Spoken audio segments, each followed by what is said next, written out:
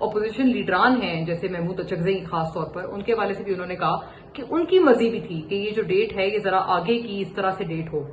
اور دیکھیں going forward even جب انہوں نے اس کے علاوہ بھی مجھے انہوں نے یہ فیڈ بیک دیا کہ ہم تیاری کے ساتھ آنا چاہتے ہیں، کوئی ہمیں تیاری میں کمی جو ہے اس دفعہ ہم چاہتے ہیں نہ ہو.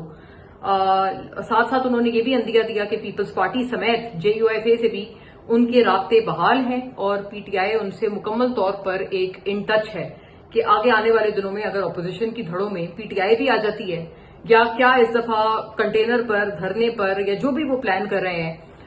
کیا اس دفعہ مولانا فضل الرحمان بھی ان کے ساتھ ہوتے ہیں، تو اس بات پہ بھی انہوں نے خاصا امکان ظاہر کیا کہ ہاں ایسا ہو سکتا ہے. لیکن ظاہر ہے JUIFA یعنی مولانا فضل الرحمان اور PTI کے درمیان کافی سارے ٹرسٹ ڈیفیسٹ کے ایشوز ہیں، وہ ایڈریس کرنے پڑیں گے، یہ بھی انہوں نے مانا. اور ان کی طرف سے مجھے ایک ہم آہنگی بھی نظر آئی کہ ہاں وہ ٹرسٹ ڈیفیسٹ والے ایشوز ایڈریس کرنے کو تیار بھی ہیں. ایک اور بات میں کہنا چاہتی ہوں جو کہ مجھے اس میٹنگ سے بڑا واضح طور پر اشارہ ملا، اور وہ یہ تھی کہ مجھے یہ لگتا ہے کہ اس مرتبہ PTI وہ الائنسز بنا سکتی ہے اپنے احتجاج کی اسٹریٹجی میں جو کہ ہم نے پہلے نہیں دیکھے، جو کہ پہلے نہ دیکھا نہ سنا، جن کو PTI کا جو ایک پاپولر نیریٹو تھا، جن افراد کے حوالے سے تھا کہ نہیں جی یہ غدار ہیں، یہ ہمارے جو ہیں دشمن ہیں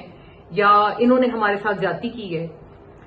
PTI کے صفوں میں اب اس طرح کی مجھے اب ریئلائزیشن یقیناً محسوس ہوتی ہے کہ وہ یہ ریئلائز کرتے ہیں کہ ہمیں اپنا جو موقف ہے اس میں ہمیں لچک لانے کی ضرورت ہے. وہ جو لچک ہے نا، جو فلیکسیبلٹی ہے، وہ مجھے بہت واضح طور پر نظر آئی ہے وزیر اعلیٰ سہیل آفریدی سے اپنی اس ملاقات میں.